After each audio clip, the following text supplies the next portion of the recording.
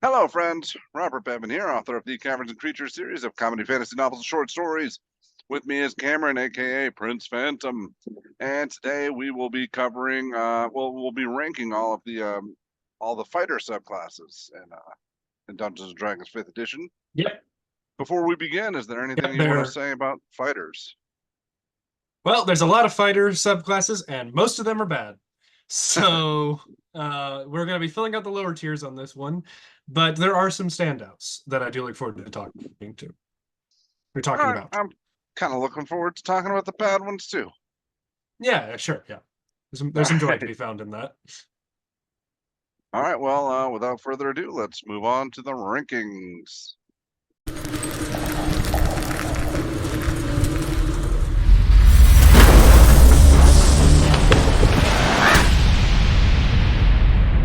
All right, and we're kicking off.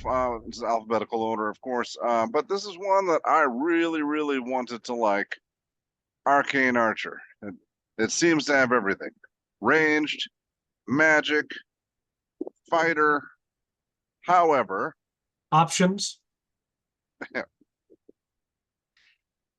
However, go ahead. oh no, I was leaving that to you. Yeah, it's you get two shots Yeah, and it never scales. Like is that per long rest? I'm double checking here. Short or long rest at least. Oh well, that's something. But Yes, and that something is the short rest thing is the only thing that makes this remotely playable. Um, if your party is able and one to take short rest frequently, you might be able to get away with this. But the fact that it doesn't scale at all is appalling. It should be at least proficiency bonus arrows per rest. The fact that it's just that, two forever is I ridiculous. mean, are However, these like super amazing powers these arrows get, or one of them is okay? exactly one, and maybe two. I'm not going to go over everything in here because it's too much and we have a lot of subclasses to talk Right. about today. So I'll just hit the highlights. You do get a bunch of arrows that you can use. You get to choose a couple of them as they're kind of like spells for you, is the easiest way to equate it. Um, and you can use these, like I said, 2 times per short or long rest. And you can choose from your list that you've chosen as to which ones you want to choose. And they do scale technically, but not in the amount of arrows you get, but in the amount of damage they do. But they don't scale until you reach level 18. That's not scaling. No, it's not. It's not scaling at all. So let's talk about the two that are actually kind of interesting. Okay. The one I'll start with the one I'm less high on, Banishing Arrow. So this one is basically just casting banishment on somebody. And banishment's a really good spell, and it's a charisma saving throw. Charisma saving throws are good to target. And it's the banishment only lasts for 1 round though, which is the disadvantage as opposed to the actual banishment spell. But there's no concentration, but you're a fighter, so you're not concentrating on anything anyway. So, it's good. I'm happy to have it. But the one I'm much more interested in actually is Well, Grasping Arrow. let me Go talk ahead. about the banishing first. Yeah, go I ahead. mean, banishment, the spell is good because it takes an enemy out of the fight for essentially the duration of the fight, maybe Correct. permanently. Yeah. Banishing for 1 round is not comparable to this. It's good if It's you're fighting exactly two things, in my opinion. yeah, If you can banish one thing for 1 round, that gives you an entire round to mow down and focus fire on the other guy. Especially, and I will say this is actually very crucial. Banishing can also help to remove something that person is doing. For example, say the big Kraken has your mhm, fighter swallowed. Well, maybe you're the fighter, so this is a bad example. Has the barbarian swallowed? sure. You can banish the Kraken, and your barbarian can then swim away. Really, I mean, if he is completely engulfed inside, does that not count? Is he not essentially part of the Kraken that is digesting him? Well, the vanishing arrow, let's see, the creature. Okay, so the vanishing arrow actually doesn't have any qualifiers for the things that it is wearing and carrying. So if that's true and it just vanishes and they reappear naked, that's actually a lot better. I wouldn't think it would be ruled that way. But no, by all the rules, the barbarian would be left there as the Oh. Kraken was banished away.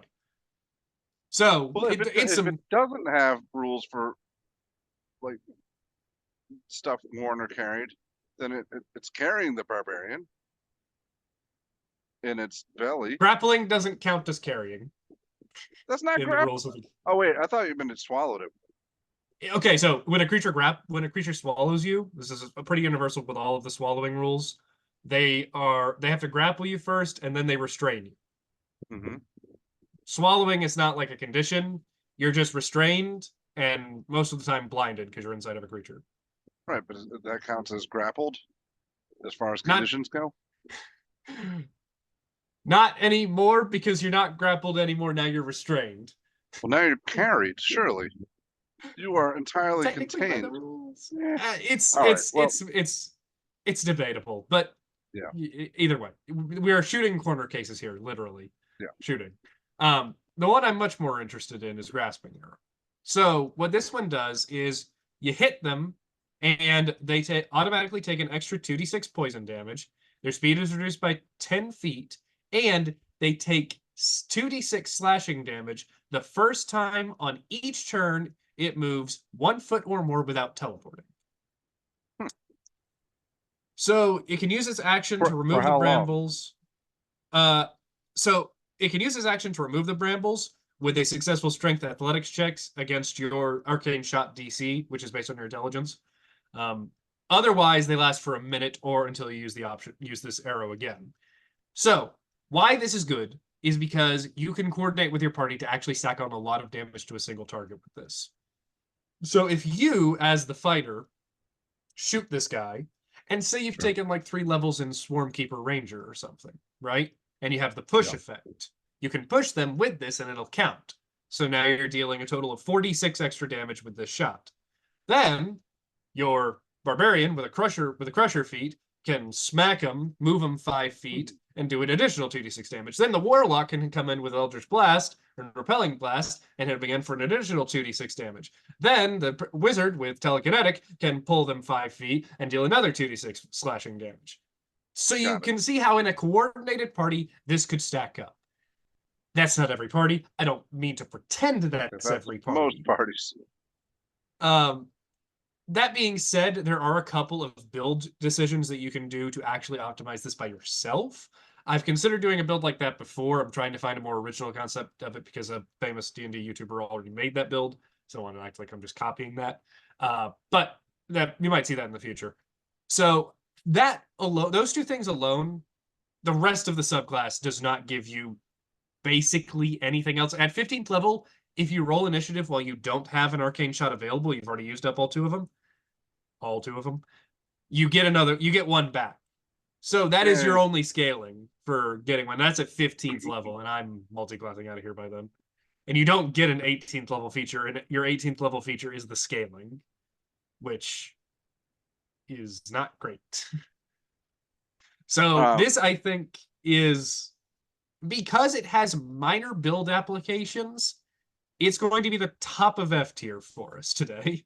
Top of F. All right. Yes. Not enough for a D. No, but it is we will have some that are genuinely worthless, and the Arcane Archer has a couple of niche builds and a couple of utility things that it can do that are actually really helpful. But all right. Yeah. The biggest loser. Yeah. So next up. The Banneret.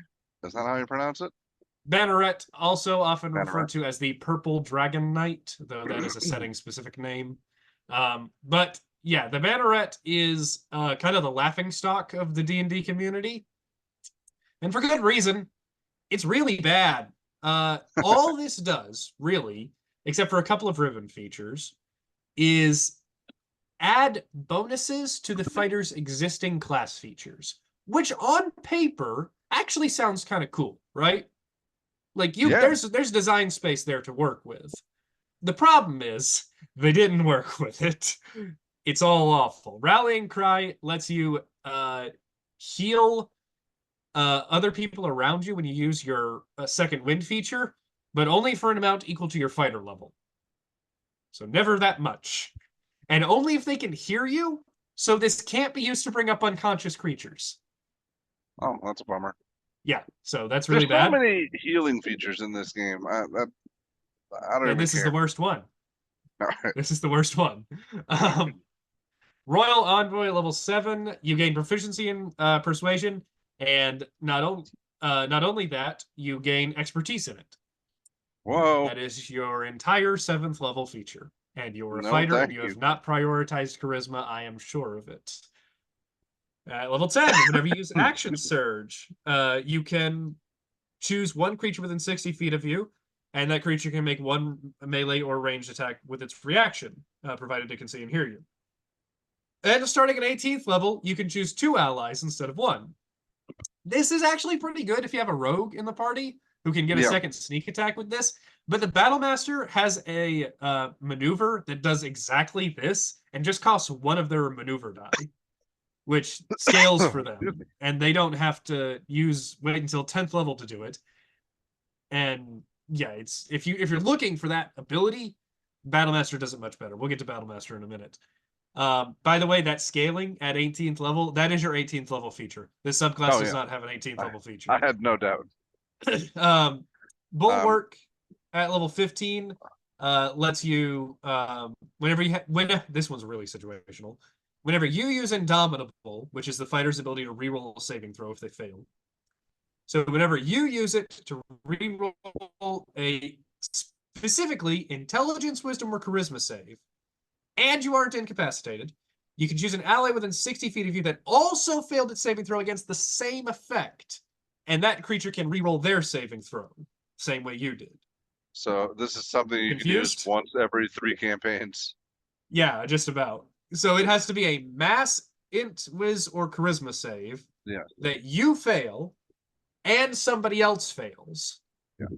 And you have to have a use of your Indomitable left. Which is not guaranteed because you have like 1, I think 2 at this level. Yeah. So this has got like 1 feature. Sorta. It's still enough to not be dead last because it does have something it does. We'll get to dead last here in a moment, but it is in F tier, and we will order the F tier, but just put it behind Arcane Archer for now. So very bad. All right. Not looking good so far, fighter. No, but it does get better with this next one. Okay, we got Battlemaster. Yeah, so Battlemaster is entirely carried by its maneuvers. I do not have time to go into every single maneuver here today. There's a lot of them, though. It's nearly like picking from a spell list, and that's what makes Battlemaster so good. They have spell-like abilities with saving throws that are based on their strength or dex, so you get to have a really high DC for these saving throws. You get a bunch of superiority die, and they scale properly. You learn more maneuvers as you level up. Their actual class features beyond maneuvers are pretty lackluster, but like I said, your maneuvers are scaling as you level up. So that's kind of what your class features actually are, is your maneuvers. The rest is mostly just flavor stuff. Yeah. So it's highly customizable. There's a lot of build-specific stuff that is really good for it. A lot of marshals want 3 levels of Battlemaster to pick up some maneuvers to help them out throughout the day. Precision attack is a great, easy way to boost your accuracy. You can do something like menacing attack for an easy fear effect. Like I said, there's a lot of them, and most of them are pretty good. So yeah, Battlemaster easily makes it up into B tier. B, whoa. Yeah. Some people might argue A, but we'll get to the few that make it above Battlemaster, and you'll see why they're better. All right, next up we have Cavalier. Cavalier is frustrating, is the best way I can describe it. This is the one because that's it has supposed to be features for mounted combat. Yeah, and almost nothing that it does actually involves mounted combat. And that's not even the thing that I'm frustrated about, to be honest with you. The thing that I'm frustrated about is that a lot of these features make us want to take the Sentinel feat, which is the one that you hit somebody with an opportunity attack, they can't move, and has got a couple other things, right? This gives us a couple bullet points of Sentinel as we level up, but not all of it, and not all of the things I care about. which makes me want to take Sentinel. But taking Sentinel is a waste because I already have half of these features. Yeah, that is frustrating. So it's a catch-22. You're either too much or you're too little. It's really, really annoying. It does have some build potential. I have seen it used in builds before. Its main feature is Unwavering Mark, which is very much a taunt feature. Fighters aren't the best tanks, to be honest. But if you want to, this is a feature that allows you to do that sometimes. If you can keep the creature within 5 feet of you, like I said, that makes us want to take Sentinel. Like I said, we get a lot of stuff of Sentinel later on. So do you just live with it until you get like to your 7th and 10th level features? Or do you take Sentinel at level 4 after you've gotten this subclass at level 3 and then just deal with not getting as much of a subclass feature at level 7 and level 10? Well, I don't know. option. Yeah. So it gets some cool stuff. I'm not gonna say it doesn't. There is some unique stuff here that you can do with this. It probably makes it into top of D tier because I'm just going straight through 20 levels of this. I would be horrendously frustrated and confused and not know how to build it. But in a 3-level dip for Unwavering Mark, that actually has some builds that want that. So, and more builds than Arcane Archer wants. So that's why it makes it above that. Excuse me. What exactly does Unwavering Mark do? So when you hit somebody with a creature, when you hit somebody with a creature, you could do that too. When you hit a creature with a melee weapon attack, you can mark a creature until the end of your turn. There's no saving throw with this or anything. It just happens. And while it is within 5 feet of you, a creature marked by you has disadvantage on any attack roll that doesn't target you. The tricky part there is that only applies while it's within 5 feet of you. That's the real sticky point. I don't see this as either a problem or anything too big of a benefit. I mean, in my experience playing, if I'm engaged with somebody, then we're just going to beat each other until one of us dies. That's fair, and that's exactly how this subclass would play out. The best way to use taunt features is to use them from range, or to be able to move away from your target after you've taunted them, to give them no good options for attacking. This literally can't do that, making it easily the worst taunt feature in the game. But it is a taunt feature, and that is fairly unique, so I do have to give it some points. Mostly what I've actually seen this used for, it's a very funny concept, is having a Cavalier fighter who is a small race riding on top of a centaur player character. Okay. As this allows the one player character to like super heavily invest into their AC and then hit somebody with their mark. So if they try and hit the centaur player, well, they have disadvantage on that. If they're trying to hit the fighter player, well, they're attacking at like a 28 AC. Yeah. So that's a really cool 2-person build. There's a ton of cool ways you can go about that beyond the scope of this video. But yeah, Cavalier, it has some niche stuff. I can't deny that. So it makes it into D. All right, now the notorious champion. Bottom of F tier. And I will not hear any other opinions. Comments, please come at me. Tell me how good improved critical is. I will show you the math. I don't care about the math. I do like the concept of a crit fishing character. That's cool. This isn't how you do it. If you want to build a crit fisher, I could show you how. It doesn't take any levels of champion fighter. Oh no. We can do better than this. Strive for better. Do not settle for mediocrity, and that is exactly what the champion fighter is. It is basically a subclassless fighter. Your improved critical, think about it this way. Your 3rd level feature, and is the only feature you get until 7th level. And to be honest, the only feature you get until 18th level. Only does something if you roll exactly a 19. Yeah. That is the only instance where it does anything. On average, that is a perspective I hadn't considered. On average, this feature is adding less than 1 damage per round, even after you've got an extra attack. I think once you get 3 attacks, it's slightly more than 1 damage per round, but that's still pathetic. So improved critical is awful. If you want to do crit fishing, there are better ways to do it. Please see me after class.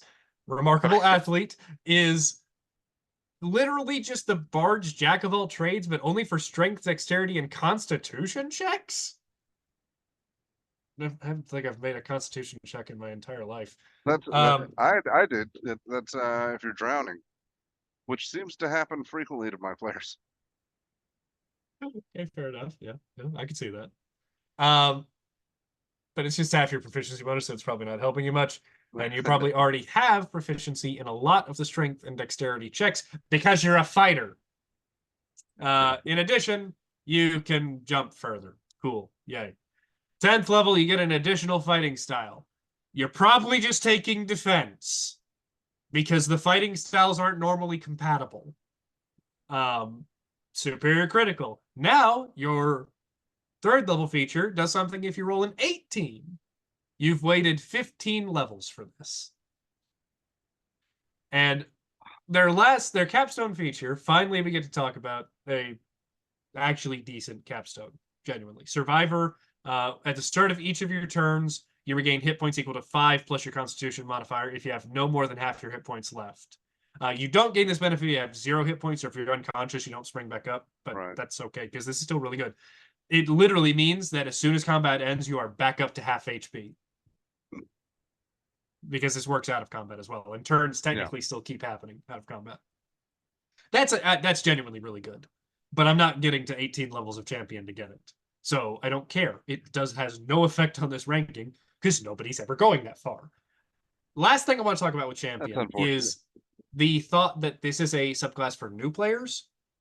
No, do not give this to new players. They will be bored out of their mind. They will see the entire combat pillar of the game as pointless and boring. I agree that we need to have simple subclasses and simple options in the game. Simple does not have to mean boring, and simple definitely does not have to mean literally the worst option. We have simple subclasses. There's the Land Druid. That's a great simple subclass for a first-time Druid player. That's still pretty strong. We've got, the Evocation Wizard. Pretty simple wizard, just blasts stuff harder. But it's still really strong. Oh, well, how about fighters? What's your recommendation? So, we'll get to it, actually. But it's none of these so far. No. But there is one that I will talk about when we get to it that I think is the perfect subclass for a new player. But yeah, all right. Never recommend this to new players. Please, you have to give them something interesting, right? There has to be a little bit of a choice to make, just a tiny bit, just to make them think, so they're not just sitting there on their phones. Anyway, moving on. See, I bring my own features to the game. Well, that's good. I'm sure that they're very entertaining. Oh, it's usually urinating on my fallen enemies. Yeah, that's all right. Probably pretty entertaining. Next up, we have the Echo Knight. Speaking of entertaining, hello, the best martial subclass in the game. Thy name is Whiplash. I'm genuinely not joking here. This is the best martial subclass in the entire game, and it is not particularly close. This competes with spellcasters, full spellcasters. This is something that I genuinely believe can rival the power of wizards and like druids and all that other stuff in a different way, right? They don't have convincing here. Okay, yeah, sure. They don't have like the mass area control, obviously, right? Yeah. But in their impact on a battlefield and their potential for optimization, Echo Knights are the 100% best fighter and clearly the best martial.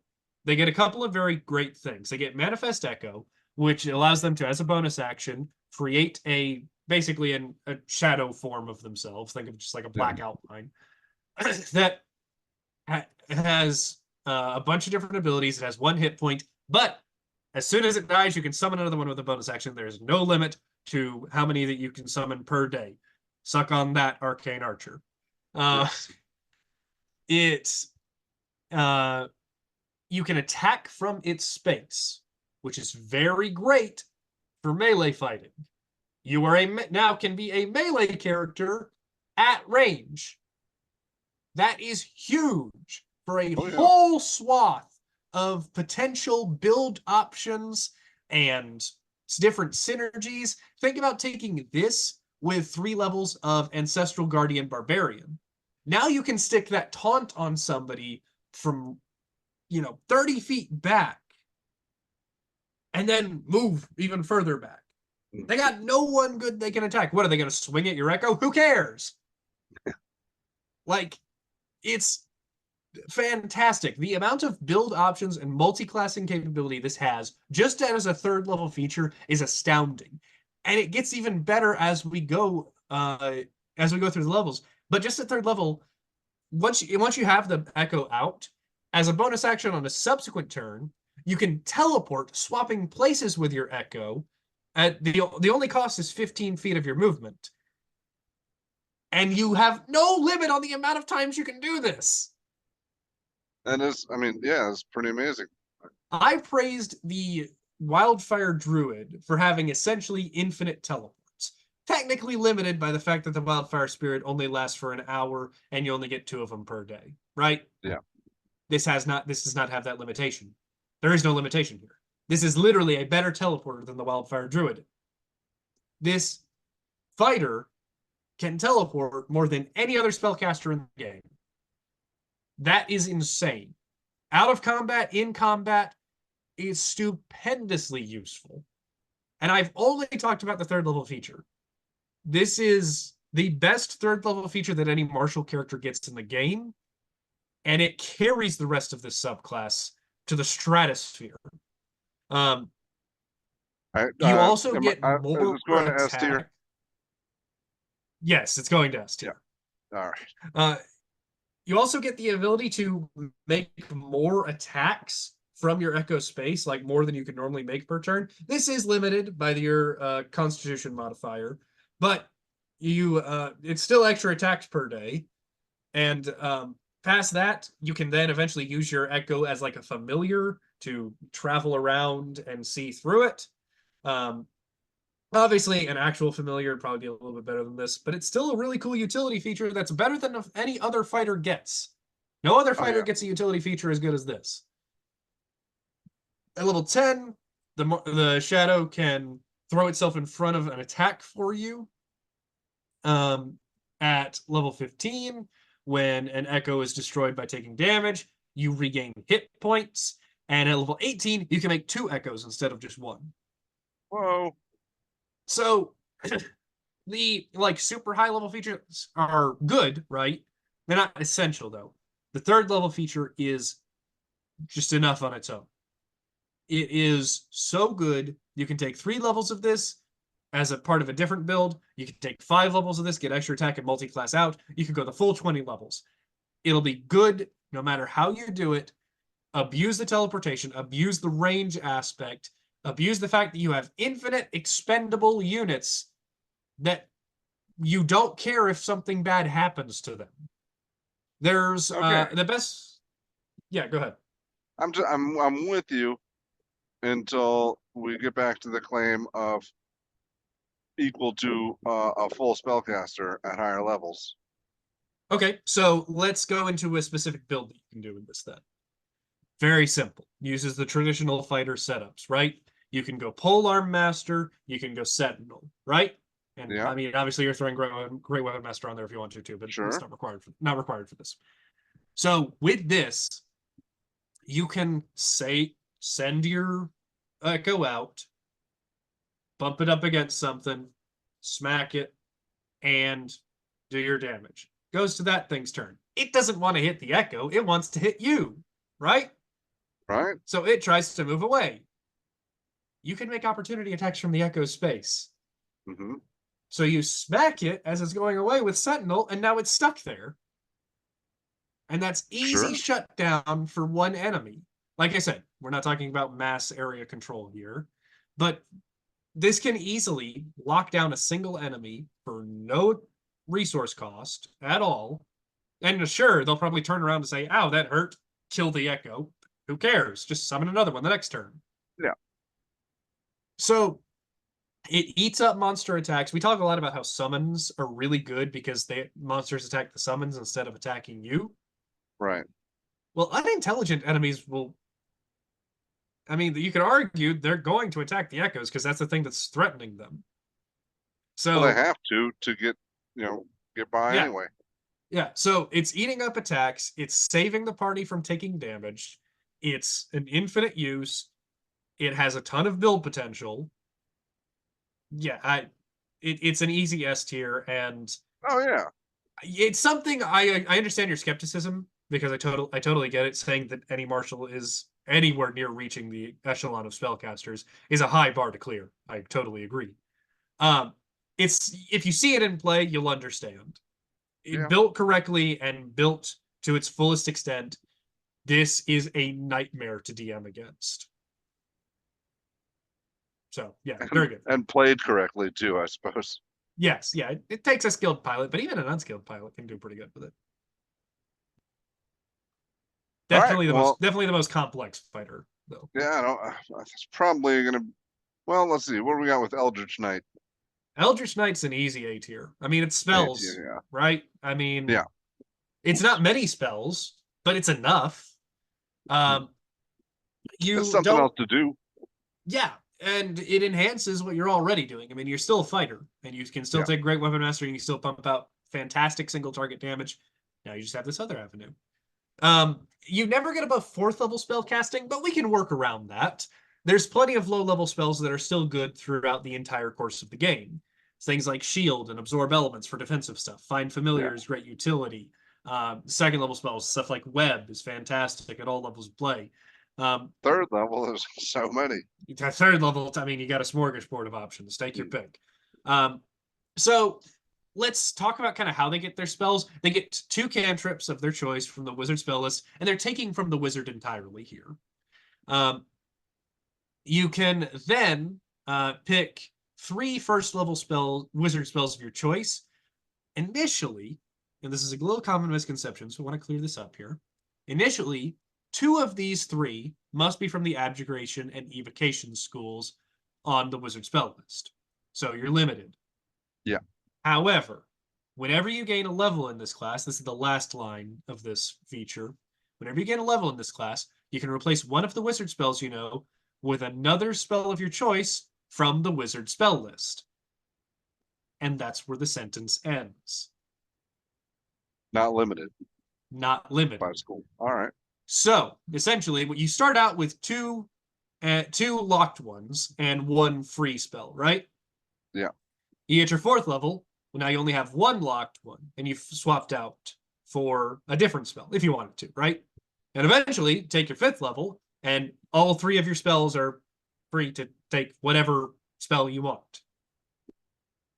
So this limitation really doesn't exist. It does kinda, a little bit. Temporarily. Not for very long. So really you have access to the full wizard spell list. And that is amazing. It's the best spell list in the game. And yeah, you don't have, maybe as high of a spell save DC because you have to focus on your intelligence a little bit. But it's still really good. Level 7, you get War Magic, which whenever you use your action to cast a cantrip, you can make 1 weapon attack as a bonus action.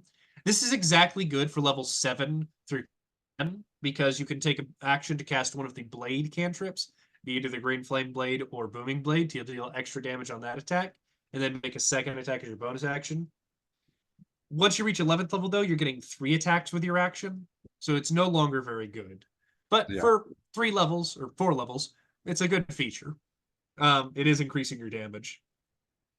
And at 10th level, you can, whenever you hit a creature with a weapon attack, that creature has disadvantage on the next saving throw it makes against a spell you cast before the end of your next turn. So you can kind of set yourself up. And if you have a bonus action spell, this works really well for that. Or if you have something like Quicken Spell, that is a really easy 1-2 punch.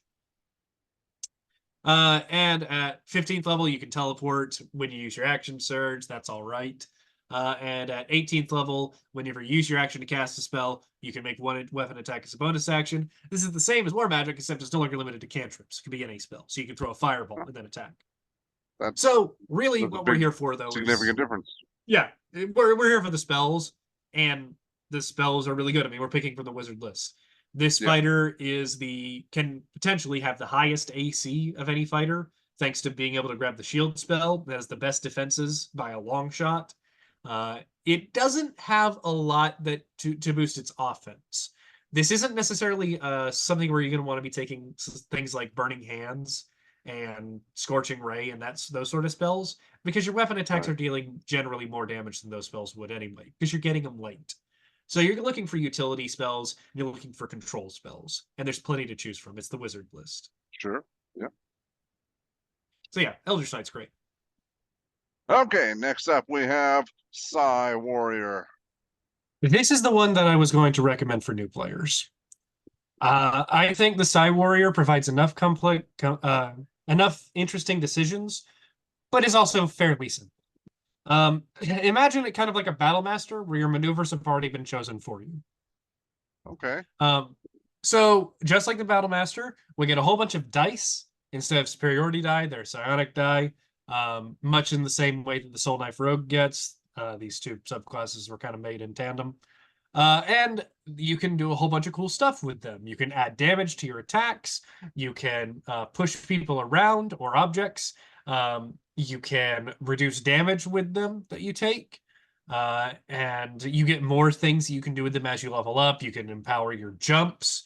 You can technically you can fly for a turn. It's not just a jump. You can actually fly like pretty good distance.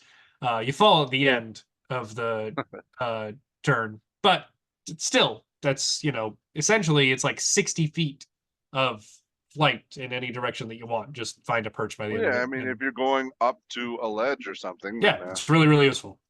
Yeah. So they get a whole bunch of cool stuff.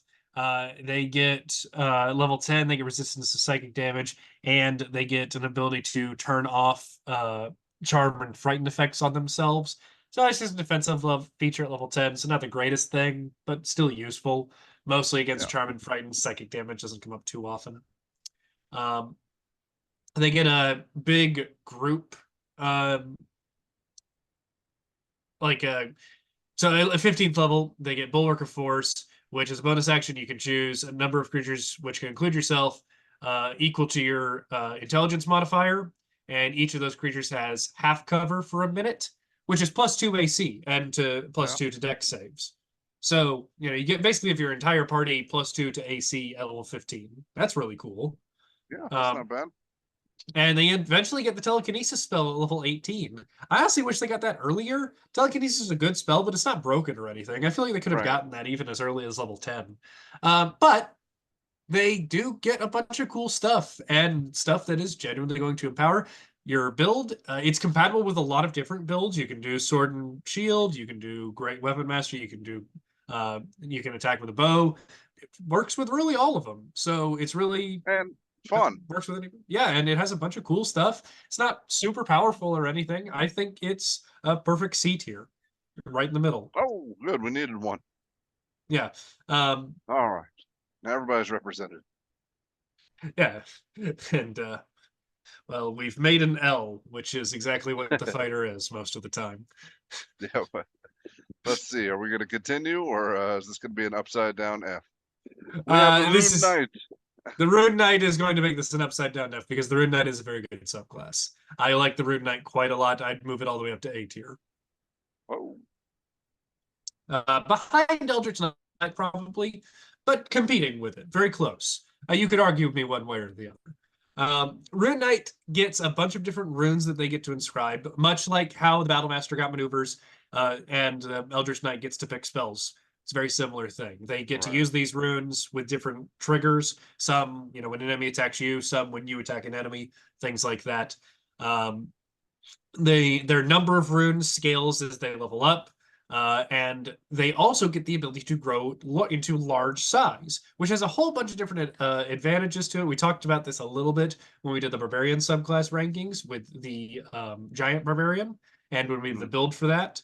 So there's a whole bunch of benefits to being large. I won't go into all of them here today, but you're able to grapple more creatures. This is the best fighter to do a grapple build with. This that allows you to control more space with something like Sentinel, or even just with your body blocking a hallway. There's a whole bunch of really good stuff associated with being large. Additionally, these runes are really, really good. You have Cloud, Fire, Frost, and Stone that you can use at 3rd level, and at 7th level you unlock Hill and Storm. I won't go into all of them, but some highlights. The Cloud rune allows you to redirect an attack to something else after you know if the attack hits or misses. So that's really useful. So if it's specifically targeting you? No, anybody. Oh, all right. And to anyone else. So not great if you're fighting exactly one thing, though fights with single monsters are becoming less and less common as this edition goes on, because DMs are wising up to the fact that hard to balance an encounter when you only have one monster, even if it has legendary resistances and stuff. Or legendary actions. So the Cloud Rune is really good. I've used this example a couple of times on the channel. I had a player who had was surrounded by phase spiders, and one of them landed a crit on them and was about to deal over 70 damage to a level 4 character, which would have been very bad.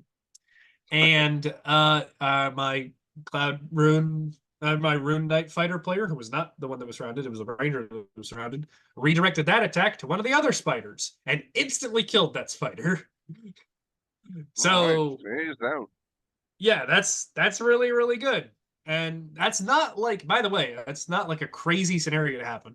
A monster crit a player. That's the only thing that was crazy that happened right there. You know, so that's a perfect time up. to use it.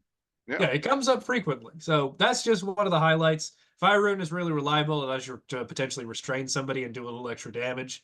Hill Rune gives you a little taste of Barbarian. You get resistance to bludgeoning, piercing, and slashing damage. That's really good. And all of these give minor bonuses to skill checks, which gives a bit of utility as well. And some of them even deal with tools, which if you use the expanded tool rules, you might find some utility in that as well. So beyond that, they get Runic Shield, which is another defensive feature that they can use for themselves or allies. Actually, it's only for allies. It's, only when another creature you see, so not yourself. Okay. You can force the attacker to re-roll the d20, potentially causing it to miss, and you get a proficiency bonus number of times you can do this. So that's another defensive feature. At level 10, you get pretty much just a ribbon, to be honest with you. The only thing that really happens here is the extra damage that you deal when you grow large increases by 1 die size. That's not great. It's not nothing, but it's an average of 1 extra damage per round. Yeah. But at level 15, you get further scaling for your runes. Normally, you can only use them once per short rest. Now you can use them twice, so that's really great. And at level 18, you get the ability to grow to huge size, which now allows you to grapple all creatures in the game.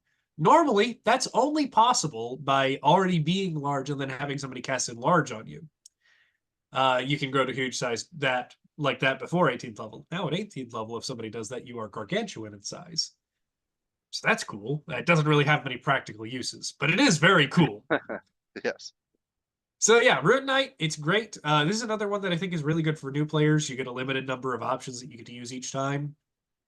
Works for a lot of different builds. If you want to optimize it, there's really cool grapple builds you can do with it. I highly recommend it. It's very good for a fighter. All right, and last but not least, no, I think we've not least. No. We have these samurai. Not first, but not least. This one's gonna go. It's tough. I'd probably put it above Cavalier in D tier. And some people might fight me over that. Some people may fight me over this. I was thinking below Psi Warrior in C tier, but yeah, this works too. It's a close line. You get a couple of very limited use features. Well, really just one for a long time. Fighting Spirit. So you get, as a bonus action on your turn, you can give yourself advantage on all weapon attack rolls you make until the end of the current turn. You also gain 5 temporary hit points, which scales to 10 at 10th level and 15 at 15th level. So you get a bit of temporary hit points and you get advantage on all your attacks that round. That's cool. Yeah. Advantage is also kind of easy to come by, though, especially if you use flanking rules. So exactly how useful it is a bit dependent. Now, thankfully, it does work on both ranged and melee attacks, so you're not limited here. So it's viable for a lot of different builds. That's really all you're getting for a while at 7th level. Really, all you're getting is proficiency in wisdom saves, which is good. I mean, I recommend that marshals take resilient wisdom, but the fighter actually doesn't really care about taking resilient wisdom as much. Like they want to take it, don't get me wrong, but they get so many extra feats that it doesn't hurt as much that they have to take it. Yeah. So the benefit of getting it through a subclass level is actually lessened on fighter as compared to something like a monk or a barbarian. So at level 10, if they have no more uses of Fighting Spirit remaining, you normally get 3 per long rest. So at level 10, if you roll initiative and you have none remaining, you get 1 back. So that's nice. But level 15 is genuinely, I think, a really good feature. Starting at 15th level, you can trade accuracy for swift strikes. If you take the attack action on your turn and have advantage on the attack roll against one of the targets, you can forego advantage for that roll to make an additional weapon attack against that target as part of the same action. You can do so no more than once per turn. So this is the sort of thing I like. Yeah. Yeah, it has a lot of potential. So let's talk about how this interacts with Fighting Spirit. So you use Fighting Spirit, and you now have blanket advantage on all of your attack rolls for the rest of the turn. So you have your 2 attack. Well, at 15th level, you have 3 attacks. So you go to swing the first time, and you say, I'm going to use Rapid Strike. So you swing, and this one doesn't have advantage, right?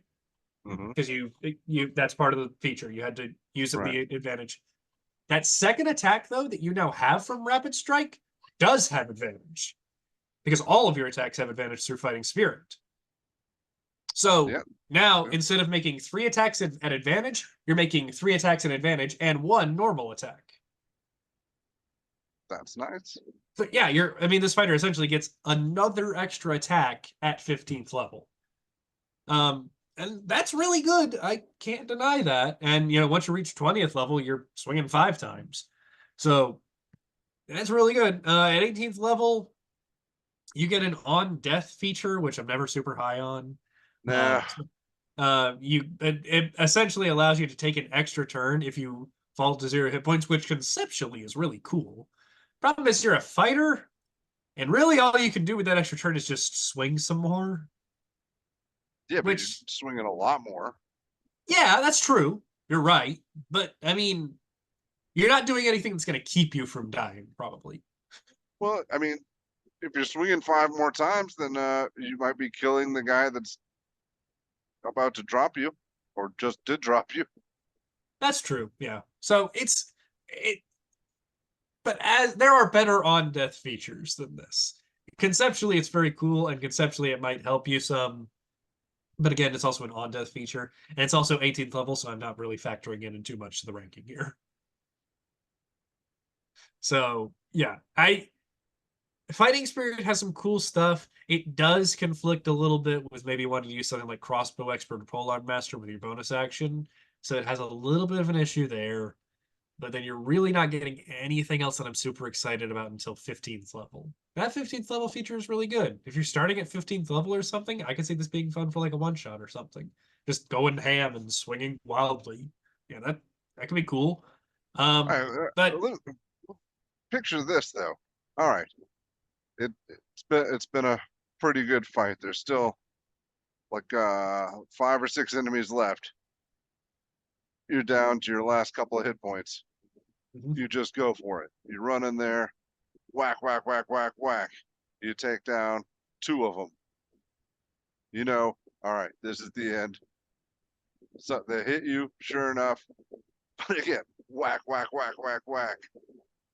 And, you might finish off the rest of them. If it plays out like that, that would be awesome. It's very cinematic, yes. It is also very interesting the way this works. I believe this is the only time this happened. This is the only feature that does this in the entire game. This actually interrupts the turn of whatever killed you. Hmm, that's true. So, like, say, obviously not fighting goblins at this level, but humor me. The goblin that smacked you still has another attack to make. Right. Well, they got to hold on a second because you got to go out into Blaze of Glory real quick and do all your stuff. Then they can make their attack. All right, all right, maybe this isn't the best on death feature, but it might be the most awesomely cinematic. I'll give you that. Yeah, I think we can agree there.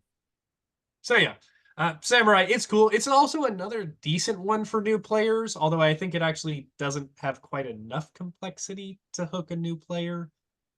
But if, somebody's not really super interested in the flavor of Psi Warrior and they want to try something else, maybe something that's a bit more just traditionally, weapons only sort of thing, Samurai's another good fit for that. Man, I'm really talked myself up on this. I kind of in the mood to play a high level samurai now. Could be cool. Like I said, for a one shot, I'll do anything, right? Yeah. Try anything for a one shot, right? So yeah, that's the fighter. As you can see, it's very bottom heavy. That's going to be the case as we go through a lot of these martial classes, but it does have some standouts. I think you can be happy playing either the top four, all straight 1 to 20 levels. I think you can have a lot of fun with all of those, and even the Psi Warrior as well. I think you'll just be slightly less powerful than the others. Yeah. All right, hang in there, viewers. We next up is going to be Monk, so it's going to be a bumpy ride. Oh no.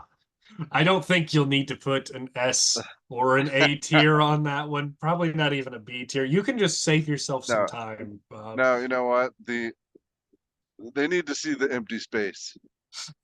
That tells a story, doesn't it? Yes. All right. Well, that was our fighter ranking video or fighter subclass ranking video. Thank you everyone for watching, and thank you, Cameron. And yeah, I'm interested to know your opinions, viewers. I'm sure you've got some. Not going to agree with everything. Yeah, let us know what you think down in the comments below, and we'll see you next time. Goodbye.